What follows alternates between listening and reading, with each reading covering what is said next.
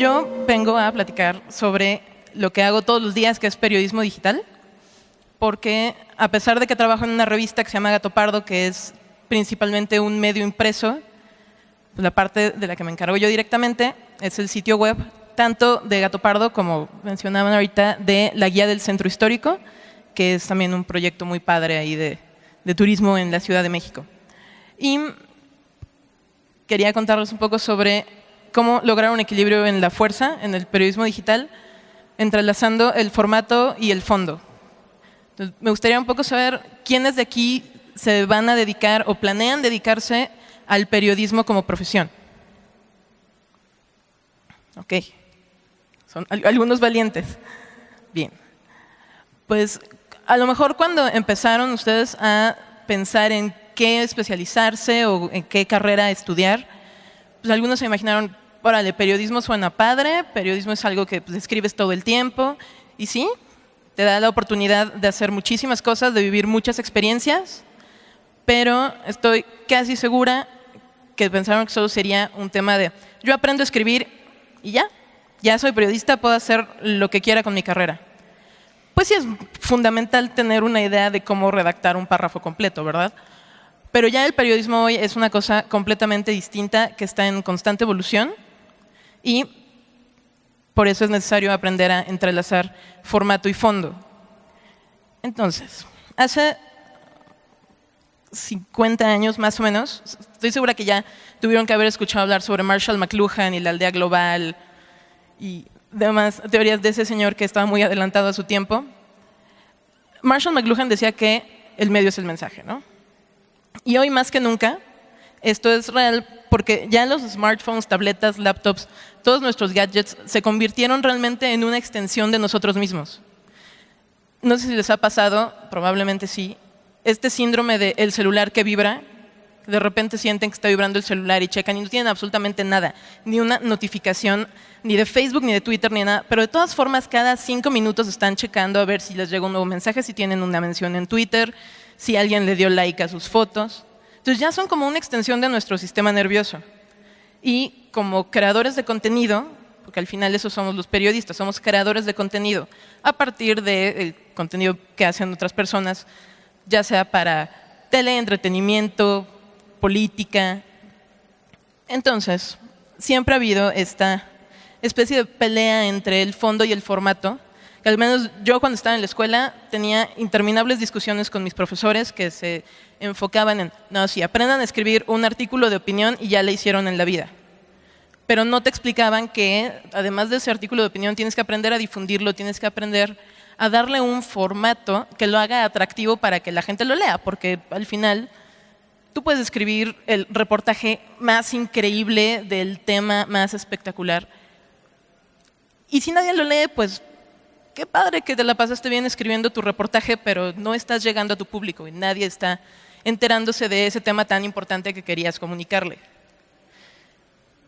En cuestiones de fondo, pues estamos acostumbrados a la pirámide invertida, que además para temas digitales ya cambió completamente su formato, a hacer contenido relevante, coyuntural, tener siempre el rigor periodístico, hacer contenidos de calidad. Y se cree, por razones ancestrales, que eso está peleado con un formato que sea interactivo, que sea multimedia, que esté involucrando diferentes disciplinas y que sea responsivo para el lector. Entonces tenemos decenas de medios que empezaron como medios impresos y que apenas están haciendo la transición a la parte digital y que no tienen ni idea de cómo comunicar estas grandes historias que quieren contar, no saben cómo hacerlas llegar al público. Tenemos incluso medios ancestrales legendarios como el New York Times, que pasó de entregar todo su contenido en línea gratis a de repente empezar a limitarte a, si tienes una cuenta, tienes derecho a leer 10 textos, tienes una cuenta gratuita, tienes derecho a leer 10 textos en su página web y ya. Pero sacan su app que de repente la cobran, luego otra vez es gratis, porque todavía no se sabe cómo monetizar bien las páginas web, las aplicaciones, excepto para la mayoría de los medios digitales que nacieron siendo medios eminentemente para interacción en línea, como BuzzFeed, que mucha gente demoniza BuzzFeed porque sí entras y la mayor parte de los artículos son listas de 15 fotos de perritos bonitos, que son fantásticas en cierta forma, pero que no están haciendo, o creemos que no están haciendo ninguna función periodística. Pero es algo que hablaré un poco más adelante. Entonces, ¿qué pasa cuando damos más importancia a uno o a otro? O sea, si tenemos un medio, como solía ser la página web de Proceso, que afortunadamente ya no lo es, Proceso, aunque sea uno de los medios más importantes en temas de política y de cultura de todo el país, si uno abre la revista es un bloque gris, blanco y negro, que no atrae en absoluto a un lector. Su contenido es fantástico, pero ¿cuántos leen la revista completa? Sin embargo, ya hicieron un rediseño de su página y ahora es una cosa maravillosa, sensacional, en la que puedes navegar y es responsiva al usuario y demás. Un poco ejemplos de medios que precisamente hacen lo contrario, se enfocan tanto en el formato que a veces pierden noción de lo que tienen como misión periodística. Pongo como ejemplo a Vice, pero no por la parte de Vice que hace reportajes sobre política y sobre realidad social y realidad cultural.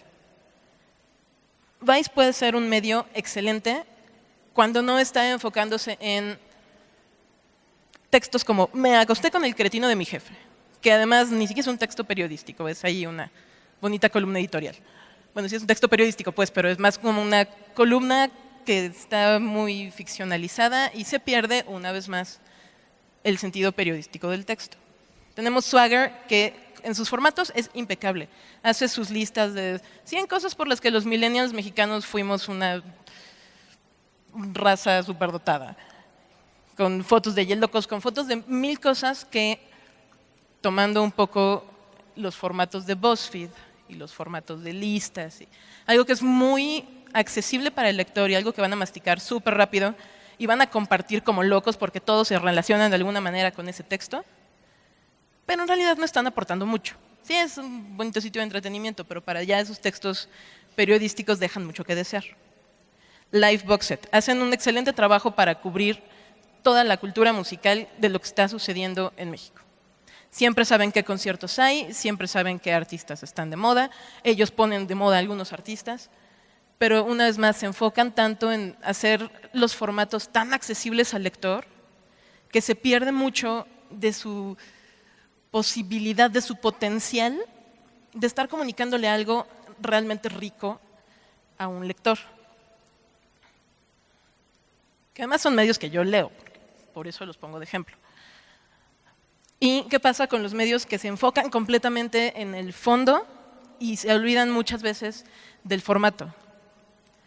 El Financiero, si uno ve su página web, que también ya fue rediseñada, antes se veía un poco peor, llegas y hay una sobredosis de información, no estás entendiendo ni a dónde irte, pero al menos no está plagada de anuncios como muchos otros medios que entras y hay un banner por acá, un banner por allá, un banner en todos lados y tienes que cerrar 5 ventanas para poder llegar al contenido. Gato Pardo, que pues, es el sitio en el que yo trabajo directamente y yo me encargo de mantener eso vivo a diario, que no es fácil. Tenemos un sitio que fue construido en 2006. Nuestra tecnología quedó rebasada hace por lo menos 5 o 6 años. ¿Qué pasa con los lectores de Gato Pardo? Tenemos reportajes que son textos de 40,000 caracteres, que sin embargo, a pesar de ser tan largos, son lo más leído del sitio. Pero, si uno entra a ese sitio, no sabes ni a qué darle clic. Estamos ya en un proceso de rediseño justo para hacerlo mucho más responsivo, para ampliar nuestra base de lectores, porque al final quienes más nos leen son también estudiantes de periodismo y de comunicación que están aprendiendo a hacer periodismo ellos mismos. Entonces, es necesario darle un rediseño completo para poder hacerlo mucho más responsivo. Sí le echamos muchísimas ganas al contenido y con eso es con lo que estamos funcionando ahorita, pero nada más de imaginarme lo que podría suceder cuando tengamos un sitio que sea mucho más atractivo, hace que uno tenga sueños muy bonitos de rediseño y de HTML. Y Kilómetro Cero, que literalmente los textos son bloques de texto gris, es una publicación mensual sobre la sobre el centro histórico de la Ciudad de México que alojamos en la guía del centro histórico. Empezó como un medio impreso, gratuito, que se reparte en museos y cafeterías, y hacen unos contenidos extraordinarios de investigación histórica y de actualidad sobre todo lo que sucede en el centro histórico del DF, entre temas de política, entre temas de cultura, temas de patrimonio. Hacen unos contenidos de verdad que mis respetos para sus editoras, porque sus investigaciones y su redacción es hermosa. Sin embargo, una vez más, al traducirlo a una página web, aunque podría hacerse de maneras mucho más integrales y mucho más accesibles a los lectores, pues no. Se sube como bloques de texto porque todavía están un poco tratando de entender que no es lo mismo hacer algo para print que para web, que es un error que cometen muchos medios impresos que empiezan a hacer su transición a lo digital.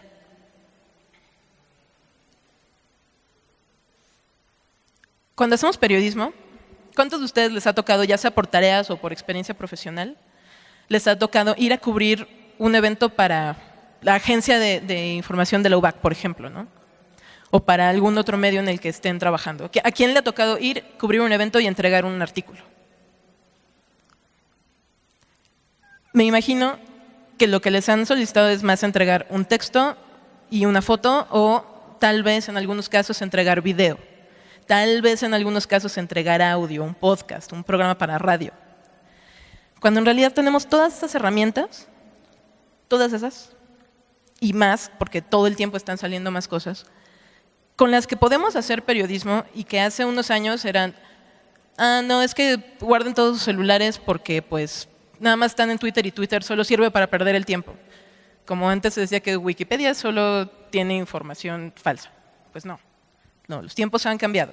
Twitter es una gran herramienta periodística con la que, por ejemplo, se cubrió de manera excelente el maratón de Boston, cuando hubo la explosión y la bomba. Toda la información que empezó a salir fue a través de Twitter. Las agencias de noticias que tenían a corresponsales en ese lugar, en la Meta, empezaron a recibir la información a través de Twitter. Antes de poder lanzar cualquier tipo de declaración, de sacar cualquier tipo de nota, todo empezó a salir en redes sociales. Facebook para periodismo es un poco más complejo porque hasta ahora su aplicación de noticias más bien lo que hace es agregarlas a partir de lo que se está compartiendo en la red social, pero como herramienta periodística es más una herramienta de difusión de acontecimientos, no es tan inmediata, siempre hacen estos chistes de que si tembló y lo pusieron en Twitter, en Facebook va a temblar mañana, ¿no? Cual es muy cierto en el DF porque tiembla mucho. Vine, que es también un poco nuevo como herramienta periodística, videos breves, videos cortos que tienen que ser muy precisos y muy atractivos para que los lectores o los usuarios o los consumidores de contenido, porque claramente ya no son solo lectores, puedan estar en contacto directo con la gente que está haciendo las noticias o que está haciendo, que está escribiendo lo que mañana va a ser historia.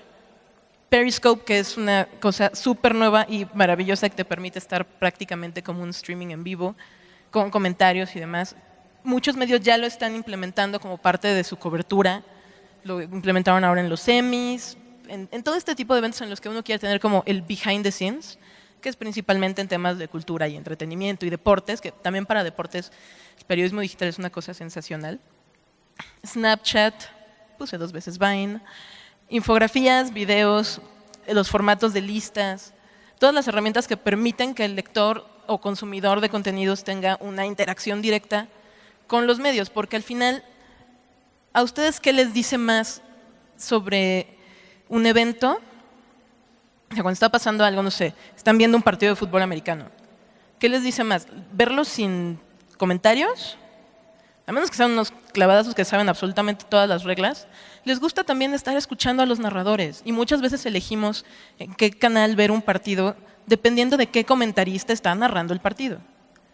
Porque la conexión humana se vuelve algo fundamental. Si yo como periodista, ustedes como periodistas, no tienen una conexión, digamos, emotiva con la gente para la que están escribiendo, si no saben quiénes son sus lectores, si no saben a quién le están entregando esta información, va a ser mucho más difícil que logren llegar a ellos. Ejemplo básico de interacción, las redes sociales. Ya los medios entendieron o empezaron a entender que es necesario y obligatorio tener un community manager que esté al pendiente de comentarios en notas, que esté al pendiente. En Univision acaban de cerrar la sección de foros, que a mí me parecía que era algo muy importante, especialmente por el público que ve Univision, que ahí va y comenta absolutamente todo, y de ahí sacan cues para hacer sus historias y para hacer sus reportajes. Y ya no existe, como que lo cerraron, se deshicieron de toda esa área de social media, y no sé qué van a hacer ahora, porque sí perdieron algo muy importante, que era justo esa interacción con sus lectores. También hay muchos medios como New York Times, como The Guardian, como Washington Post, que ya cerraron sus secciones de comentarios. Ya es muy difícil encontrar en ellos, al terminar una nota, publica tu comentario aquí. ¿Por qué? Porque también con algunas notas no tiene sentido tener esa sección de comentarios, pero si no, ¿cómo te vas a enterar de qué es lo que quiere tu público? A menos que hagas grupos de foco, como hace Reforma, o que tengas una sección de cartas del lector, como hace todavía, por ejemplo, que no es precisamente periodismo, pero las editoriales de cómics como Marvel tienen su sección de cartas de los lectores. Y las revistas legendarias de ciencia ficción tienen sus cartas de los lectores. Y de ahí puedes obtener muchísima información. Pero si tienes la inmediatez de aplicaciones, de tener las redes sociales ahí en la mano, es como tener a tus lectores frente a frente. Y al final ellos son para quienes estás trabajando. Tú como periodista, sí, estás respondiéndole a un editor y estás respondiéndole al área comercial y a todas estas distintas áreas que conforman un medio, pero tu lector es lo más importante. Y los lectores cada vez están más involucrados con las redes sociales, con los medios digitales. Por eso también es fundamental que todos los medios sean responsivos. Medios que hacen bien las dos cosas y que lo hacen no solo bien, lo hacen excelente. BuzzFeed. ¿Por qué pongo a BuzzFeed ahí si tienen listas de 15 gatitos bonitos que no quieren comerse su comida? Que también son muy divertidas. Porque BuzzFeed News sí es una cuestión de innovación en periodismo que muchos medios todavía como que le tienen un poco de recelo, pero usan aplicaciones como Storyfy, que es una aplicación para narrativa fabulosa porque va agregando a partir de un hashtag o de una palabra clave, va agregando todos los tweets o todas las publicaciones en las redes que elijas para construir un blog en vivo de lo que está sucediendo. The Guardian hizo algo similar para la ceremonia de los Emmys. Toda su cobertura que fue en vivo iban actualizando el mismo URL y tienen de todo. Tienen ahí incrustados videos, tienen incrustados tweets de las celebridades, tienen incrustados los comentarios de sus reporteros que estaban haciendo la cobertura. Animal Político en México es uno de los medios no solo más respetados por su contenido, por la calidad de su contenido, sino por la forma en la que entregan ese contenido. Sus coberturas para elecciones, tanto federales como locales, es sensacional. Y ahora lo que hicieron ese es uno de los mejores ejemplos que hay de interacción con los lectores. En este pasado informe de gobierno, Animal Político tiene una sección que se llama El Sabueso, en la que básicamente se dedican a elegir discursos de políticos, que si un gobernador dice, yo construí tantas escuelas, esa sección de El Sabueso de Animal Político se pone a investigar si de verdad construyeron tantas escuelas o dónde es que está fallando su discurso, dónde es que está diciendo algo falso. Entonces, para el informe de gobierno, lo que hicieron fue una especie de crowdsourcing. Invitaron a sus lectores a aplicar para cubrir con ellos ese informe presidencial. Y llamaron de todo, no llamaron nada más a personas que saben escribir, llamaron a gente que sabe de estadísticas, a gente que sabe hacer infografías, a gente que sabe programar. Y durante el informe y todo el día posterior al informe, se dedicaron a armar una sección especial en la que iban analizando entre los periodistas y entre los lectores todo lo que decía el presidente y si eso al cruzar los datos con toda la información que existe de esos temas de economía, de política, de educación, salud y demás, para ver si todo lo que había dicho era real o no. Las conclusiones que sacaron, ¿pudieron haberlo hecho con solo sus reporteros de planta? Sí, probablemente. Se hubieran tardado mucho más. Pero al final lo que hicieron fue crear y hacer más fuerte una comunidad de lectores que de por sí ya era bastante fuerte, porque también Animal Político tiene una cosa fabulosa, que es un crowdfunding, que también es algo que no se ha implementado mucho en los medios mexicanos, pero que se implementa principalmente en los medios digitales en Europa y en Estados Unidos, que es que para yo hacer un reportaje, si es algo que no está considerado dentro del presupuesto de mi área comercial o de mi impreso mensual o incluso de mi página web, le pido dinero a los lectores, porque al final, o una vez más, el lector es tu destino. El lector es la persona que va a leer y que te va a decir desde ahorita si está interesado o no en saber lo que le tienes que decir. ¿Qué mejor manera de saberlo que preguntándole directamente? Entonces, estos sitios, Vox, que ya no me ocupo ahí, pero estos sitios saben hacer bien las dos cosas. Están desde hace por lo menos 5 o 6 años integrando todas las herramientas digitales, todas las herramientas de interacción a sus redacciones diarias. No tienen una redacción separada de, bueno, acá hacemos los textos y bueno, acá hacen las infografías. No, tienen equipos que están haciendo todo en conjunto porque necesitan entenderse así. Gracias a equipos como esos se publicó hace unos años también todos los leaks de Wikileaks, por los que Julian Assange lleva años metido en la Embajada de Ecuador en Londres. Ese proyecto masivo se podía hacer únicamente en digital y se tuvo que hacer reuniendo a distintos medios que de otra manera probablemente nunca hubieran interactuado para un proyecto juntos. Entonces se hizo gracias a ¿qué? Al periodismo digital y a todas las herramientas que tenemos a la mano, que además la mayoría son gratuitas. O sea, si, de verdad, si lo suyo es periodismo y lo que quieren hacer es comunicarle al mundo las últimas noticias en deportes, las últimas noticias en cultura, en política, en el tema que se les antoje, tienen que aprender a usar todo esto. Y lo mejor es que la mayoría ya saben usarlo, porque o estamos todo el día en Twitter, o estamos todo el día en Facebook, o estamos haciendo Vines o viendo los Vines de otras personas. Más bien lo que necesitamos ahora, además de integrarlo con lo que ya existe en redacciones impresas o en redacciones digitales que no están del todo volcadas a estos temas, es integrar también a generaciones que no necesariamente saben usar Twitter. Yo este año le enseñé a mi papá, que es un hombre de 65 años, le enseñé a usar Twitter porque le dio curiosidad. Bueno, ya se tuitea con gente, ya comparte noticias, está creciendo en followers, porque realmente no es tan complicado, es una idea bastante simple. Pero sí es algo a lo que no nos acercamos necesariamente a las redacciones, a lo mejor por miedo a que eso se vaya a comer un impreso, que no va a pasar, ¿no?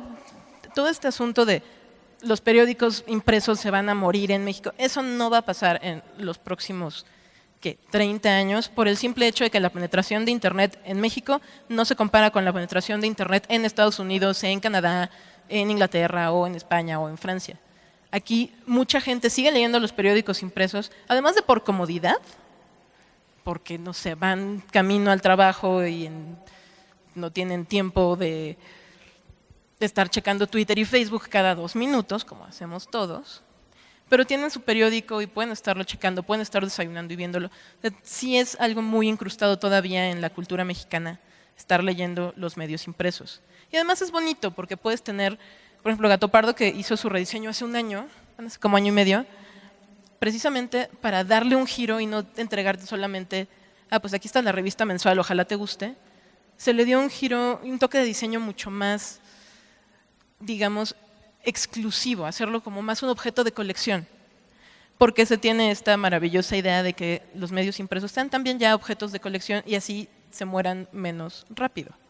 Pero no va a pasar eso en un buen rato en México, porque de verdad la penetración de las redes no es tan vasta como para que ya ahorita se muere la jornada y nunca vuelvan a imprimir un periódico y todo va a ser en línea.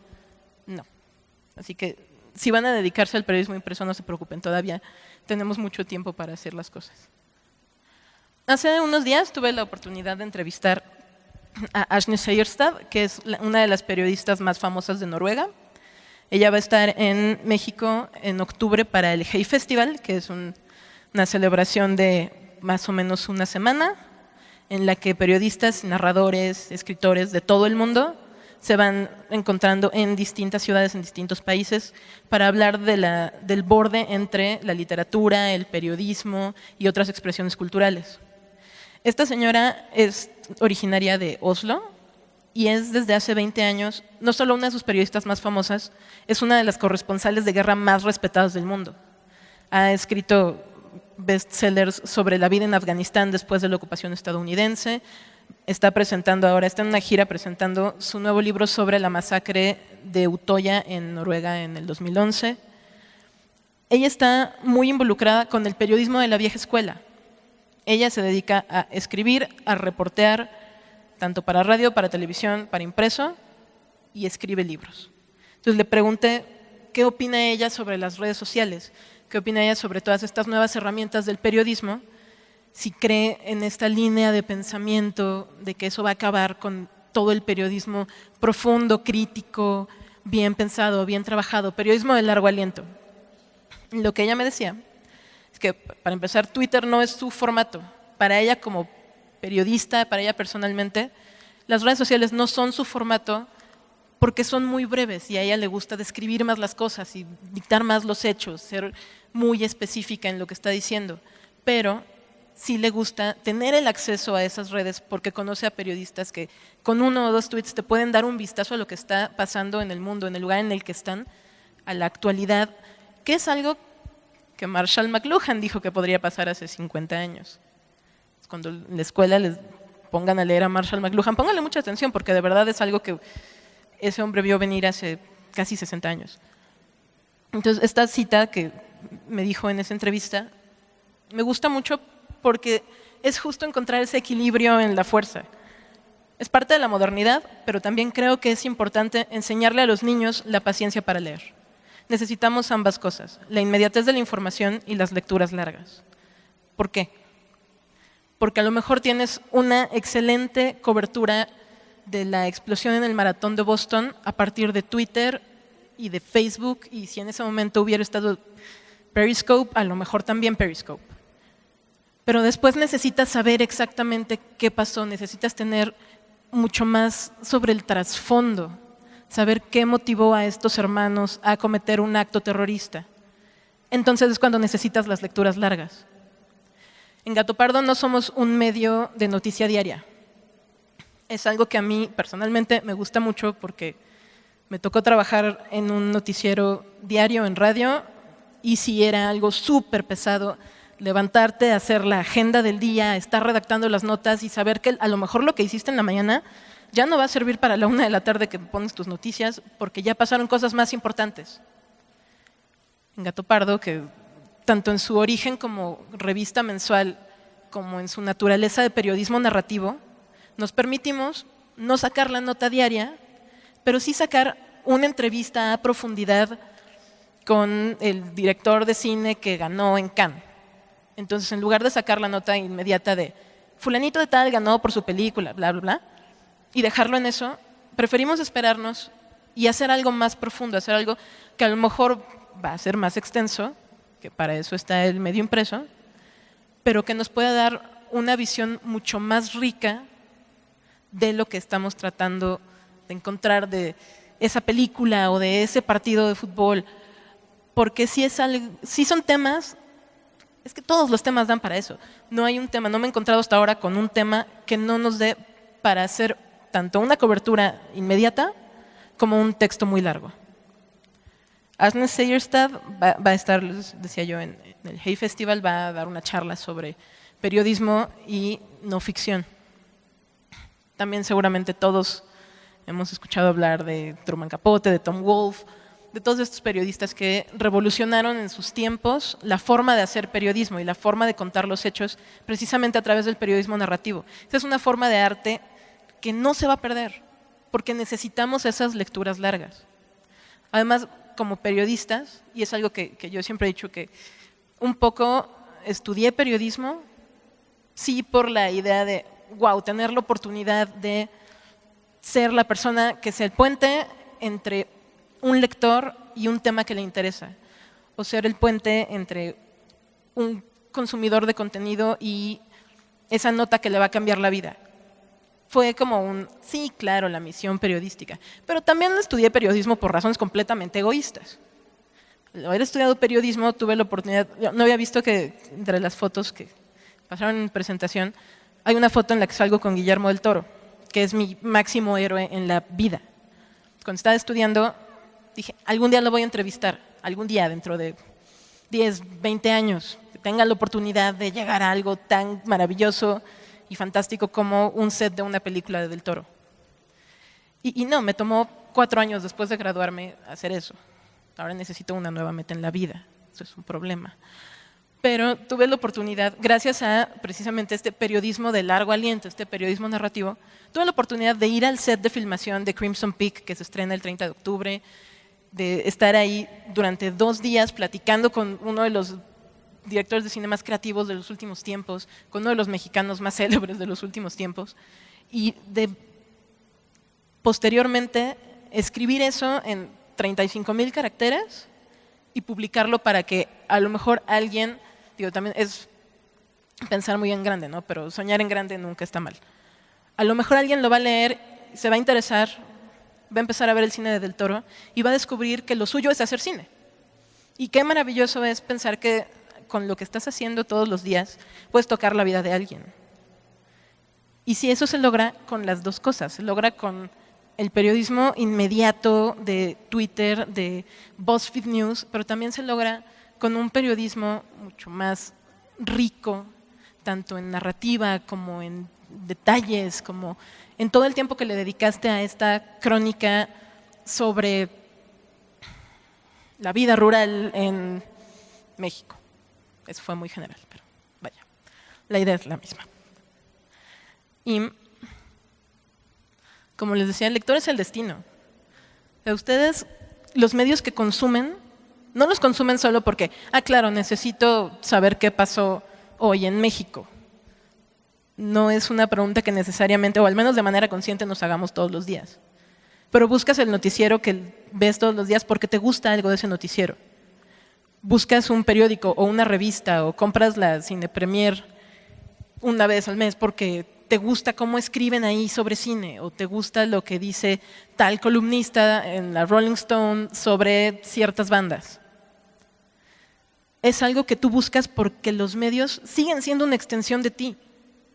No estás leyendo lo primero que te encuentras.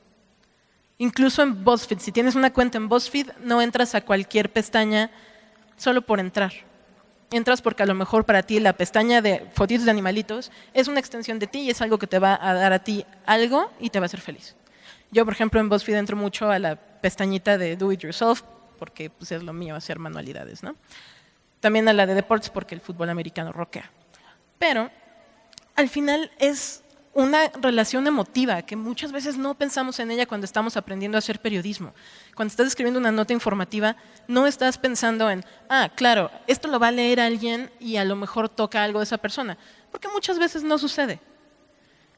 Pero siempre está esa pequeña posibilidad ahí de que algo que escribiste le llegue a alguien, porque a todos nosotros nos ha llegado de alguna manera me gustó esta cobertura. Oye, qué padre ser periodista. Oye, qué padre sería producir radio porque escuché esto y porque eso me inspira. O qué padre esta película, voy a estudiar comunicación para hacer cine. De una u otra manera, las personas que se dedican a la comunicación, que comunicamos de alguna forma, todos estamos pensando en que alguien alguna vez tocó algo de nuestro ser, de nuestro pensamiento y de nuestra persona.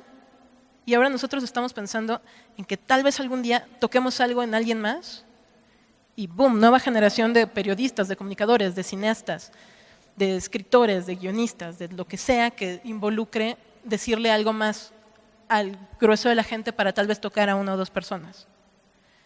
Por eso creo fervientemente que necesitamos, especialmente en México, que vamos un poco rezagados, creo que necesitamos un equilibrio entre el formato y el fondo. Y es algo que no necesariamente nos enseñan en la escuela, pero que sí tenemos que ir aprendiendo desde ahorita. Entonces, si lo que quieren es hacer periodismo, empiecen a hacer prácticas, empiecen a clavarse, a lo mejor en crear sus propios medios. Hace rato vimos a Navi con su canal de YouTube, que al final es eso, él está comunicando, él empezó a hacer su propio medio y ahora tiene un público con el que dialoga prácticamente todo el tiempo. Hay 1000 formas de hacer periodismo, pero nunca hay que perder de vista que ese periodismo solo se va a sostener y solo va a ser memorable si le damos ese rigor, esa calidad que a nosotros nos gustaría leer en algo más, o ver en un video, o escuchar en un podcast.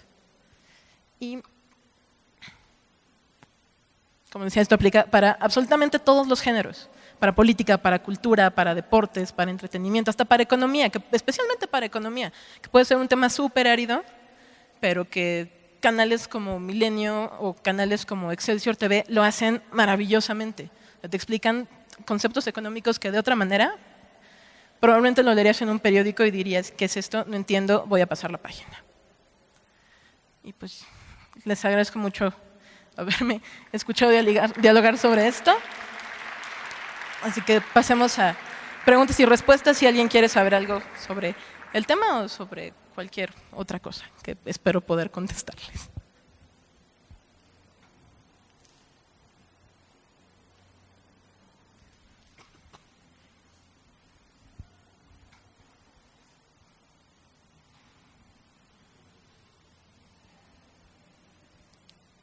¿Listo?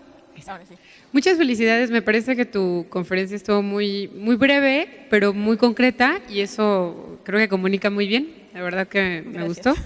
Y mi pregunta sería, si tú al estar editando el contenido, ¿cómo logras no cruzar la línea entre lo que no deberíamos poner o sí deberíamos poner? O sea, ¿cuál es tu juicio para decidir qué sí va y qué no? Bueno, en particular con los medios en los que yo trabajo, la línea editorial es más del tipo, estamos comunicando algo que le va a servir al lector, algo que le va a enriquecer su vida cultural. Sí, ok, publiquémoslo. Si no va a enriquecer su vida cultural o si es un tema… Nosotros tenemos este asunto en el que preferimos no hablar mal de las cosas, en el sentido de, si yo vi una película que es terrible, en lugar de dedicarle 3,000 caracteres a hablar sobre lo horrible que es esa película, prefiero dedicarle esos 3,000 caracteres a hablar sobre otra película que sí valga la pena. Siento que también es algo que en lugar de esparcir negatividad, oye, pues no voy a, este fin de semana hay 3 estrenos y 2 apestan, prefiero no escribir sobre esos o editar sobre esos 2 estrenos que apestan y dedicarle el espacio a una película. Como, vi, por ejemplo, que va a venir Michael Rowe a dar un taller. El fin de semana que se estrenó su película en Ciudad de México, me parecía que era mucho más interesante hablar sobre ella y dedicarle un buen espacio a una entrevista con el cineasta, con las actrices, que dedicárselo a hablar sobre, mejor no vayan a ver estas otras 2 películas. Entonces, va un poco también por ahí y al final lo que termina siendo la razón máxima para editar las cosas es el espacio. Tanto en un impreso como en un sitio web, aunque en web tengas la posibilidad de publicar caracteres y caracteres y caracteres, no tiene sentido escribir algo de más de 4,000 caracteres porque la gente no lo va a leer. Entonces mejor encuentras la manera de hacerlo más breve, que no pierda la calidad, que no pierda el mensaje de todo lo que está diciendo, pero que la gente sí lo vaya a leer. O sea, sí es una cuestión de edición que se va aprendiendo un poco en el día a día en cada medio. Por ejemplo, la guía del centro histórico es algo completamente distinto, porque ahí es más que una cuestión periodística, es una cuestión informativa utilitaria, en la que, aunque el restaurante sea malo, tengo que ponerlo porque es una guía turística, que tiene una sección informativa de actualidad, sí, pero es la menos importante de esa página. Entonces, sí, es algo que vas aprendiendo en el medio en el que estás y que lo vas desarrollando. Es como un músculo que vas desarrollando dependiendo de los retos que te vayas a encontrar. ¿Alguna otra pregunta? ¿No?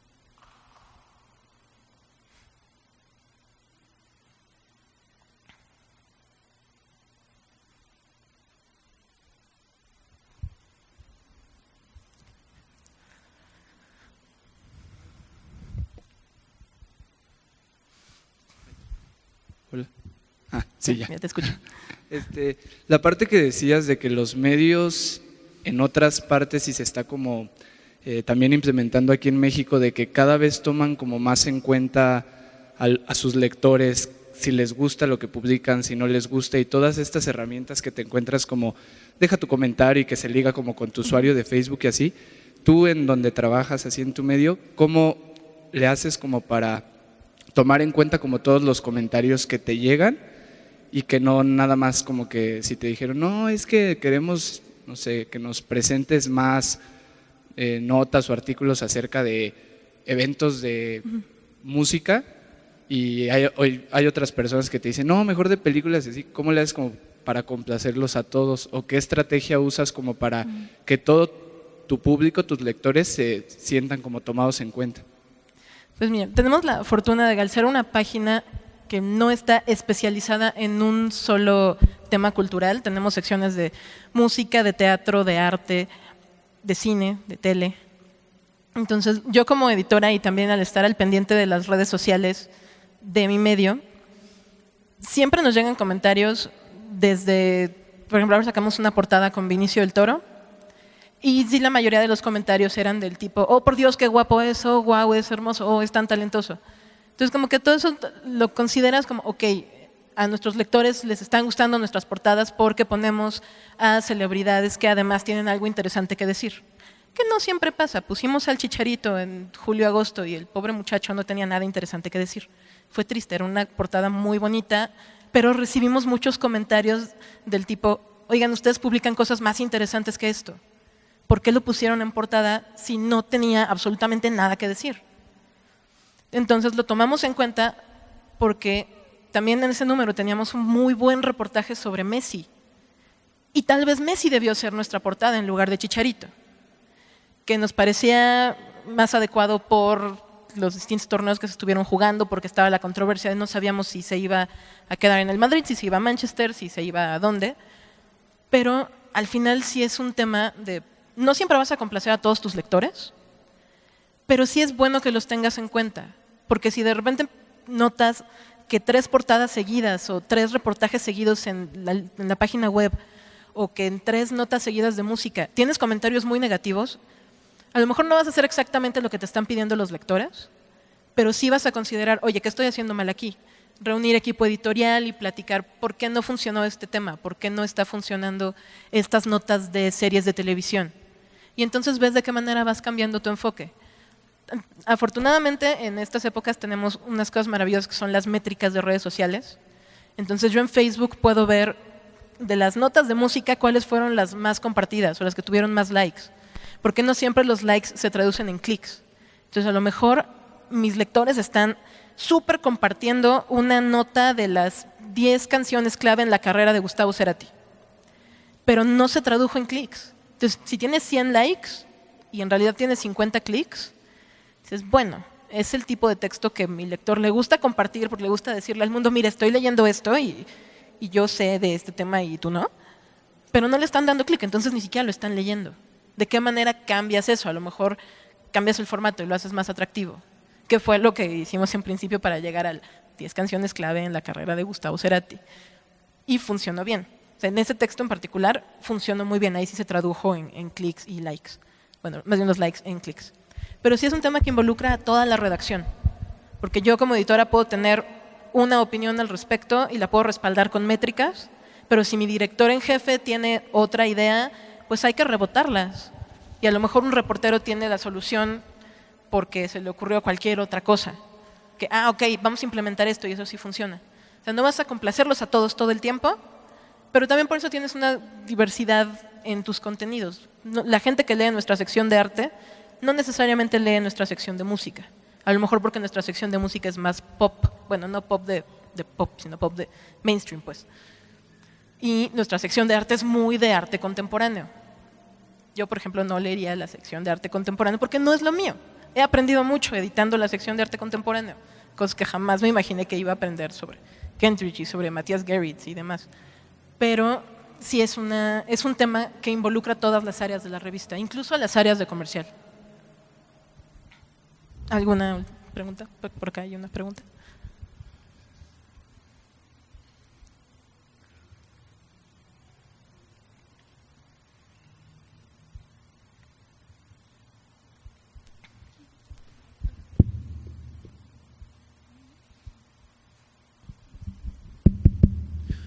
Hola, Hola. ¿Cuál es tu sección favorita y por qué de Gato Pardo? Mi sección favorita de Gato Pardo es cine porque mi sueño en la vida es dedicarme exclusivamente a escribir y editar y publicar sobre cine, porque pues, es lo que más me gusta ver y hacer, pero también me gustan mucho todas las otras secciones de las que he aprendido mucho. O sea, como la de arte contemporáneo, que cuando entré decía yo, ¿eso qué? Pero he conocido artistas y he conocido diseñadores y he tenido un acercamiento mucho más amplio a otras expresiones artísticas que me han aportado algo, de las que he aprendido cosas y que de otra manera pues nunca, si no estuviera en un medio como ese, nunca me hubiera acercado. O sea, si hubiera entrado directo a una revista que escribe únicamente sobre cine, siento que no hubiera podido ampliar tanto mi espectro cultural como ahora. Algún día estaría padrísimo escribir solo sobre cine, pero por ahora me gusta mucho haber empezado en un medio en el que tengo acceso a todo, porque también de repente me toca escribir sobre política o me toca escribir sobre temas mucho más duros, me toca escribir sobre narco, me toca escribir sobre las amenazas al periodismo en México, sobre feminismo, sobre muchos temas que igual, si me hubiera clavado solo en periodismo cultural, no tendría como toda esa riqueza que a lo mejor después me va a servir para trabajar en otros medios o simplemente para comprender mejor mi entorno, para comprender mejor el país en el que vivo y la región en la que vivo. Entonces sí, mi favorita es cine, así, indudablemente, pero me gusta tener el acceso a todas esas otras secciones. Yo. Por ejemplo, ¿cuáles serían como 3 reglas claves que deben de seguir cada editor, como un editor de web? Pues 3 reglas clave de un editor: leer muchísimo, leer no solamente lo que estás publicando tú, sino leer cosas que están publicando los demás, leer cosas que están publicando en otros países, porque al final tú como editor primordialmente eres un lector, eres el lector.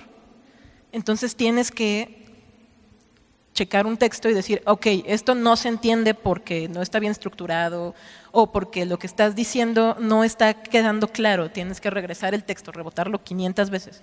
De preferencia solo rebotarlo 2 veces, pero eso es algo que se logra con el tiempo. Esa sería una, leer siempre, todo el tiempo y de todo. Otra, ser muy abierto en cuanto a tu selección de colaboradores, porque puedes tener un staff. Nosotros en Gato Pardo tenemos una redacción de staff que siempre está ahí, pero somos una redacción muy chiquita, somos como 8 o 9 personas, ya contando a un diseñador y a productora de foto. Entonces la mayor parte de la revista se hace con colaboradores externos. Casi todo el sitio web se hace con el staff, pero tenemos a 4 o 5 colaboradores externos que se especializan en sus diferentes temas, ¿no? Tenemos un colaborador de cine, tenemos una colaboradora de teatro, una colaboradora de arte, pero todos ellos los hemos ido conociendo, al menos a esta generación de colaboradores que ya me tocó a mí armar esa agenda y nutrirla, ha sido afortunadamente porque los he ido encontrando en eventos, los he ido encontrando incluso en congresos. Es mucho abrir tu espectro y no solo enfocarte en la gente a la que conoces, porque de repente te vas a encontrar con una persona que sabe muchísimo de un tema y que además sabe escribir, y solo porque no la conoces no te vas a acercar a invitarla a escribir, no. Así tienes que ampliar mucho, digamos, tu base de contactos. Y una tercera regla, estar también siempre abierto al cambio, porque entre que de repente llegan, oye, ahora tienes que desarrollar una temporada de podcasts, que a lo mejor no era lo tuyo, a lo mejor no tenías ni idea de cómo producir radio, pues ahora vas a aprender, porque seguramente te van a encargar eso y no vas a tener precisamente un equipo para ello, pero siempre estás aprendiendo y estás en constante evolución porque a lo que te dedicas está siempre en constante evolución.